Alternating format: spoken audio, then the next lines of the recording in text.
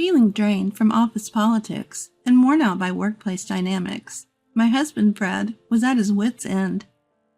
Wanting the best for him, I agreed when he suggested becoming a stay-at-home husband.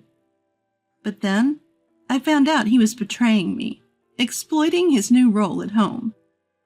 He thinks I won't notice because I'm always busy with work, he said.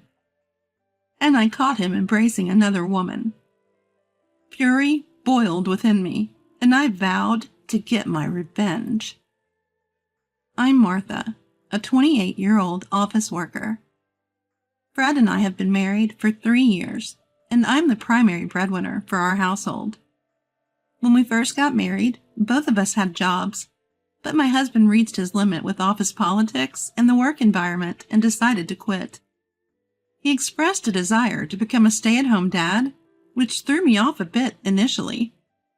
When my husband first brought up the idea of becoming a stay-at-home dad, I was a bit puzzled, but I quickly remembered that I had always been the higher earner between the two of us. Plus, the toll his work was taking on his mental health became clear.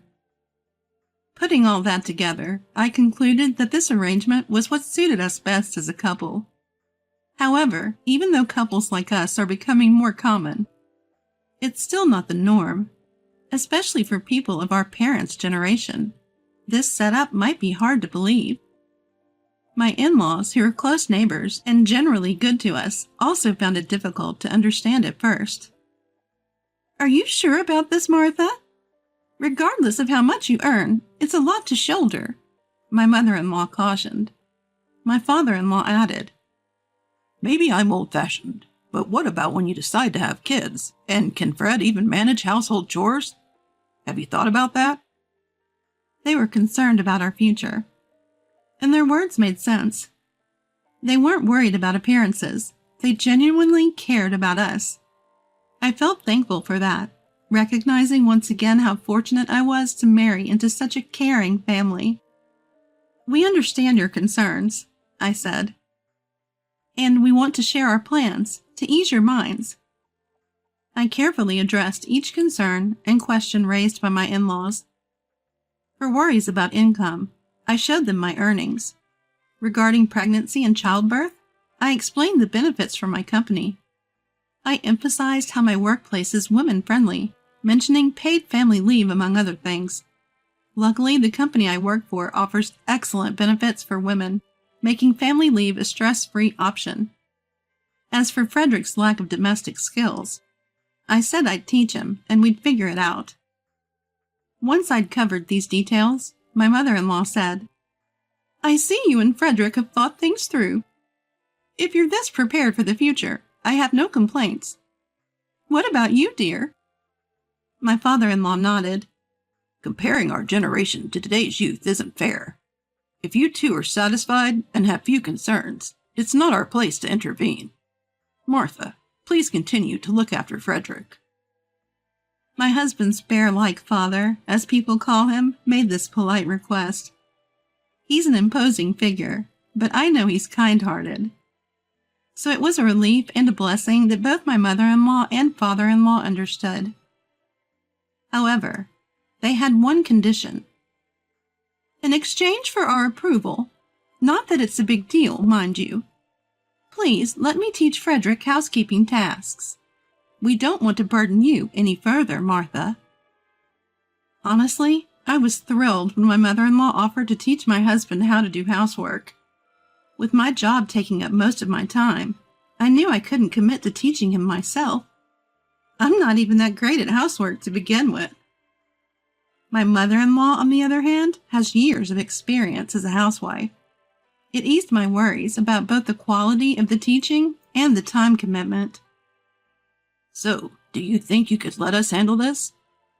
It would put our minds at ease, too, knowing it would lighten your load.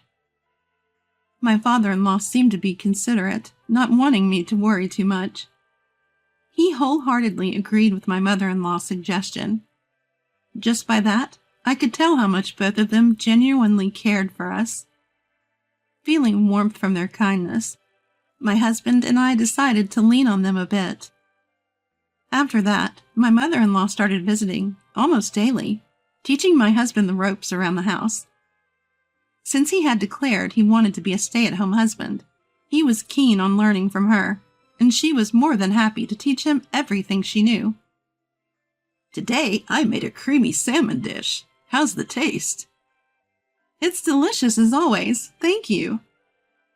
By the time 6 months had passed, my husband was fully capable of handling all the household chores, even cooking better meals than me. His attention to detail in all tasks was impeccable, making it impossible for me to brag about how I used to be the one managing the home. In fact, me trying to help only seemed to slow him down, so now I practically have no role when it comes to household chores. Feeling a bit defeated is the price I pay for having such a competent husband. But the bright side is, since my husband took over, my mother-in-law's visits have become less frequent, and our life is more fulfilling than before. She's still a bit intrusive, saying things like, "We made too much dinner. Why don't you two have some?" They come by regularly to check on us. We were always close with my in-laws, but I think our relationship has improved even more since my husband became a stay-at-home dad. My career has also taken off, thanks to my husband's support. My performance is better than ever. In hindsight, I feel a bit guilty for my husband, who used to work so hard, but we're a happier family now, and that's what matters. One day, thanks to my husband's support, I had to go on a business trip. The destination is quite far from where we live, and the business trip lasts for about a month. Since getting married, this is the first time I will be away from my husband and from home for such an extended period. So I had my own little anxieties. "I have to leave tomorrow. Are you sure you'll be okay? Don't eat junk food while I'm away." Even though I know he's more than capable, old memories of him not being able to do anything make me worry.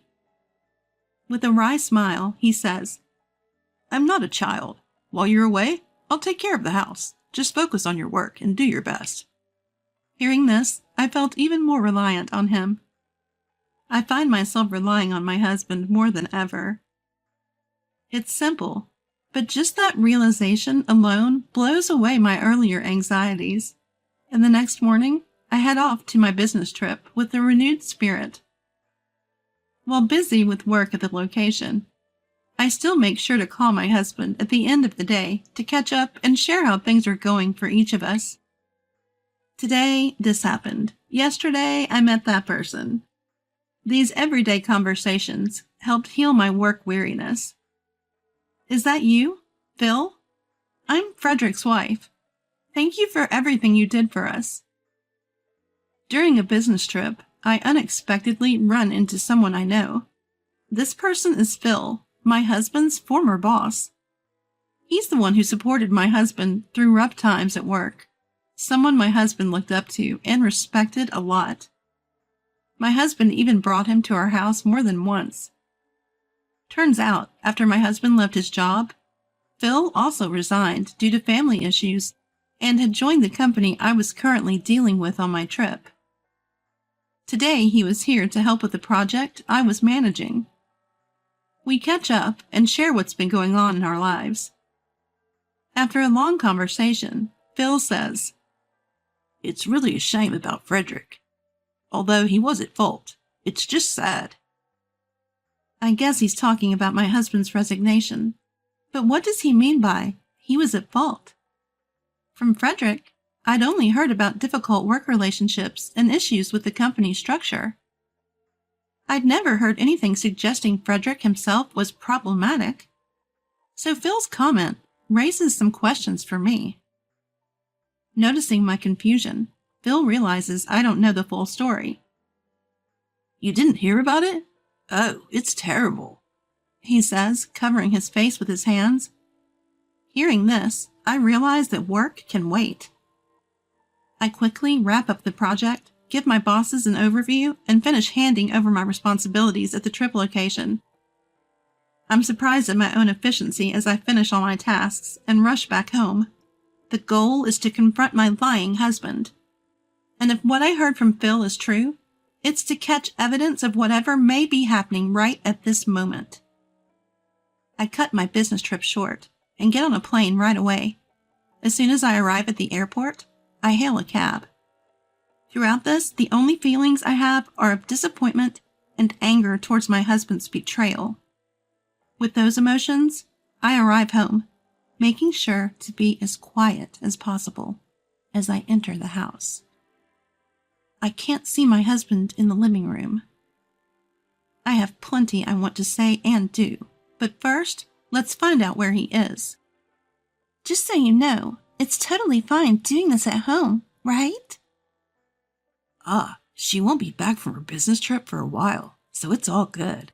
I hear my husband's laughter following these words.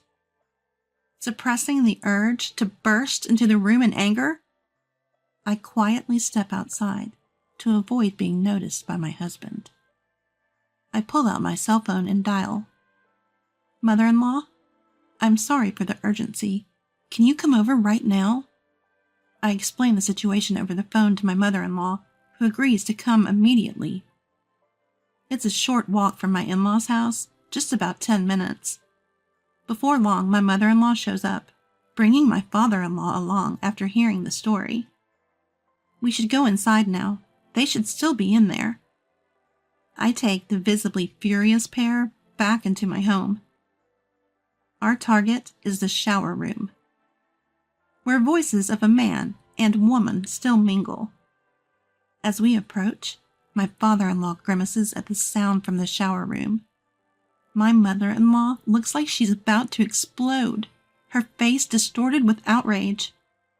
I make eye contact with the two of them and then fling open the shower room door. The sudden action startles the people inside, but I couldn't care less. Seeing our faces, the two inside look dumbstruck. Sit down on the floor now. Frederick, explain yourself right away. My husband tries to stammer out a pointless excuse, but I'm not in the mood for his nonsense, so I shoot him a glare that silences him. Under the force of my anger, the two awkwardly step out, wrapping themselves only in towels and sitting on the floor. My husband looks up at me cautiously, and I speak. So, what's going on here? What have you been doing while I've been busy on business trips? As I demand answers, my husband's shoulders shudder. His face turns pale as he blurts out. This isn't what it looks like. She's just a friend. I lent her the shower. That's all, I swear. His excuses are pathetic. Why do you have to take a shower together if you're just lending the shower? And why did she leave her clothes scattered in the living room of all places? He keeps coming up with all kinds of absurd excuses. I don't want to hear any more excuses. I heard everything from Phil. You know, you left your last job because your affair got exposed, didn't you? I cut off my husband's ridiculous excuses and confront him with the real reason he left his job.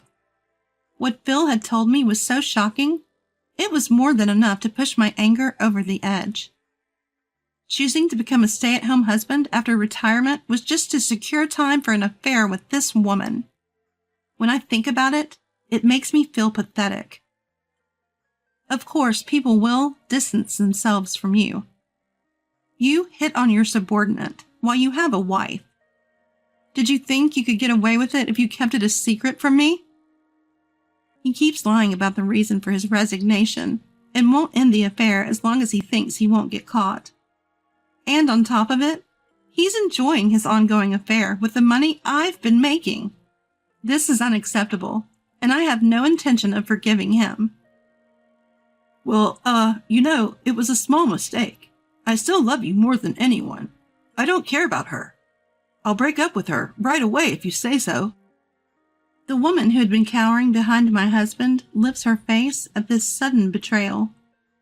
Her face, pale just moments ago, is now flushed red. Unaware of my incredulous gaze, my husband continues speaking. My husband doesn't notice and continues. This is just a fling. You're the only one that matters to me, Martha. This is what people mean by pathetic. He declares his love for me while standing there only in a towel, with his affair partner right beside him. The disgust is overwhelming. The tears start to come when I think about having married this guy. Even my in-laws behind me seem to agree. We were quiet because we thought Martha should be the one to speak first. But as your mother, I am so ashamed, my mother-in-law says, stepping forward. The mother-in-law who steps forward in front of me starts talking, her face tinged with a sort of pathetic look. Her face is a mixture of anger and pity. Mixed in are various other emotions, making it impossible to discern her true feelings. Why haven't you apologized yet? You betrayed Martha, didn't you? Made her sad, didn't you? Shouldn't you apologize from the heart, no matter how many times it takes? And there, scattered about, are clothes clearly not mine. Phil was right, I realize. You can't keep lying and making excuses. My father-in-law, standing behind my mother-in-law, doesn't say a word, but his face shows he agrees. Finally, my husband seems to realize his mistake. I'm really sorry, he blurts out. But that doesn't mean I have to forgive him. Give me your phones. I'm collecting all evidence of your affair, I tell him. I take their phones and document all the evidence. There are too many pictures and messages proving their relationship. That's enough evidence and excuses. Take her and leave right now. I'm divorcing you, and I never want to see your face again. I tell him, now that I have all I need. But this poses a problem for him. Even if I sort out the alimony payments during the divorce, being kicked out of the house while being a stay-at-home husband would be unbearable. Especially now my in-laws know about this situation.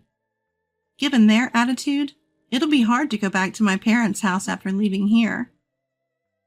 Wait a minute. I've been doing my share of housework too, you know. And now you're talking about divorce and kicking me out? Give me a break.